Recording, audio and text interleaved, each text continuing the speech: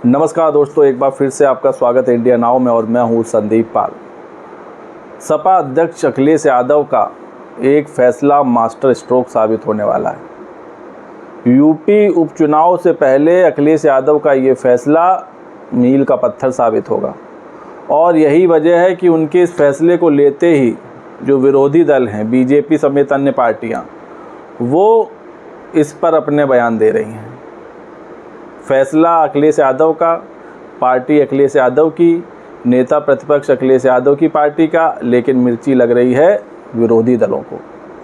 क्यों लग रही है ये भी आपको बताएंगे और क्यों अखिलेश यादव का ये फैसला मास्टर स्ट्रोक साबित होने वाला है ये भी जान लीजिए। दरअसल 29 जुलाई यानी कि आज से यूपी विधानसभा का मानसून सत्र शुरू हो रहा है, जिसमें कई बड़े फैसले लिए जाएंगे।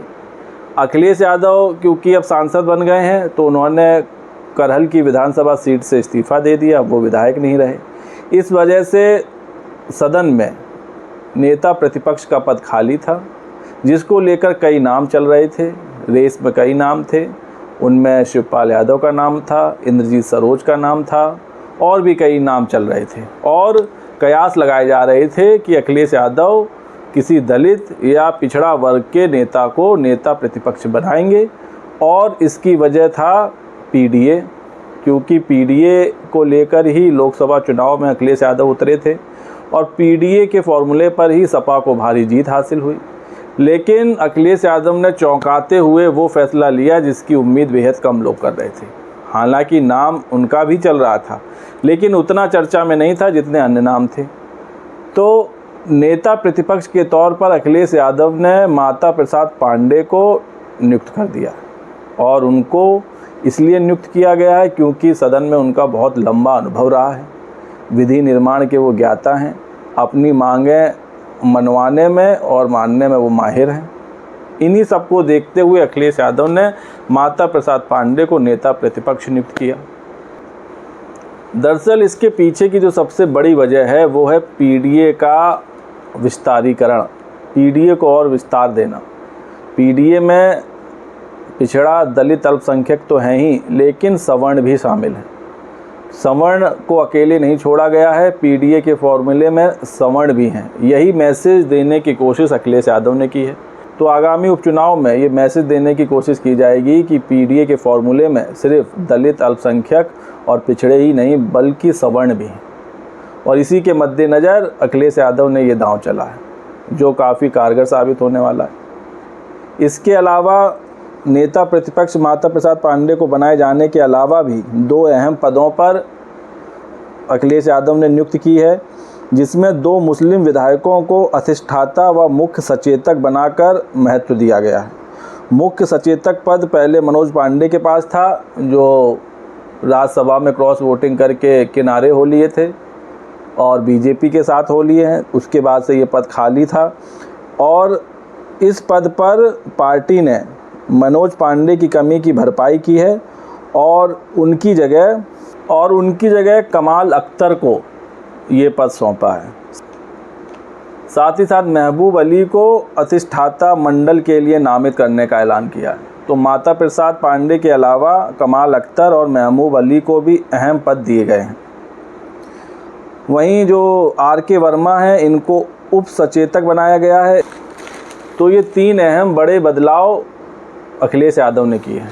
लेकिन अखिलेश यादव का ये फैसला लेते ही बीजेपी के दिग्गज नेता सूबे के डिप्टी सीएम केशव प्रसाद मौर्य ने एक ट्वीट कर तंज कसा। तो केशव प्रसाद मौर्य ने ट्वीट करते हुए निशाना साधा और उन्होंने कहा कि यूपी विधानसभा में नेता प्रतिपक्ष बनाए जाने पर माता प्रसाद पांडे को बधाई। उम्मीद है रचनात्मक विपक्ष की भूमिका निभाएंगे, परंतु सपा मुखिया अखिलेश यादव ने पिछड़े दलितों को धोखा दिया है। सपा के पीडीए का मतलब बहुत बड़ा धोखा है। भाजपा 2027 में 2017 की विजय दोहराएगी। ये बात केशव प्रसाद मौर्य ने कही। तो उनका सीधा सीधा कहना ये है कि जो ब्राह्मण चेहरे को नेता प्रतिपक्ष बनाया गया है, ये दलितों और पिछड़ों के साथ धोखा है। लेकिन ये धोखा नहीं है, क्योंकि पीडीए में सिर्फ दलित, पिछड़े और अल्पसंख्यक ही नहीं आते बल्कि सवर्ण भी आते हैं। और उसी को मद्देनज़र रखते हुए अखिलेश यादव ने माता प्रसाद पांडे को नेता प्रतिपक्ष बनाया। ये उनका बहुत बड़ा स्ट्रोक है। क्योंकि जब लोकसभा चुनाव हुआ था तो अखिलेश यादव ने 11 सवर्ण प्रत्याशियों को मैदान में उतारा था। 11 टिकट दिए थे सवर्ण जाति के लोगों को, जिनमें से 5 सांसद बन के भी आए और सांसद बने, जिनमें से 5 सवर्ण सांसदों में सनातन पांडे, आनंद भदौरिया, रुचिवीरा, राजीव राय, वीरेंद्र सिंह जीत कर संसद पहुंचे।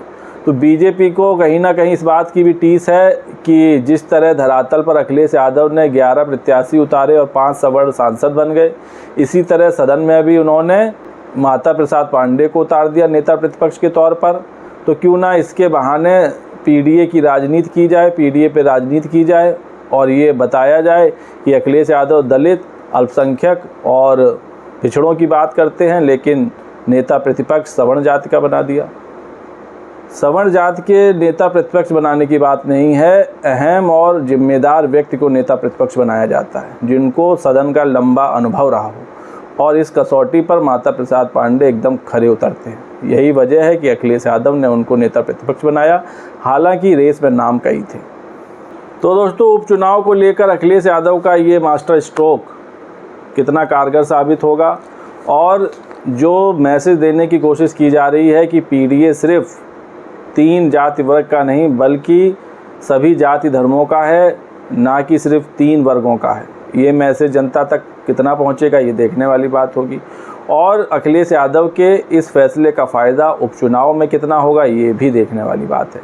हालांकि बीजेपी इस फैसले के खिलाफ राजनीति पर उतर आई है और कह रही है कि अखिलेश यादव पिछड़ों के साथ, दलितों के साथ धोखा कर रहे हैं, लेकिन ऐसा कुछ नहीं। अगर धोखा कर रहे होते तो लोकसभा में 37 सांसद चुन के नहीं आते। हर जाति धर्म के प्रत्याशी सांसद बने हैं, जिनमें 5 सवर्ण भी हैं, पिछड़ा वर्ग के भी हैं, दलित भी हैं। तो इसमें कोई गुरेज नहीं है कि अखिलेश यादव का ये स्ट्रोक कहीं ना कहीं बीजेपी को चुभ गया है और अब वो अपनी इस तरह टीस निकाल रही है। तो दोस्तों, वीडियो पर आपकी क्या राय है कमेंट करके बताइए। वीडियो पसंद आया हो तो चैनल को लाइक, शेयर और सब्सक्राइब करना ना भूलिए। तब तक के लिए नमस्कार।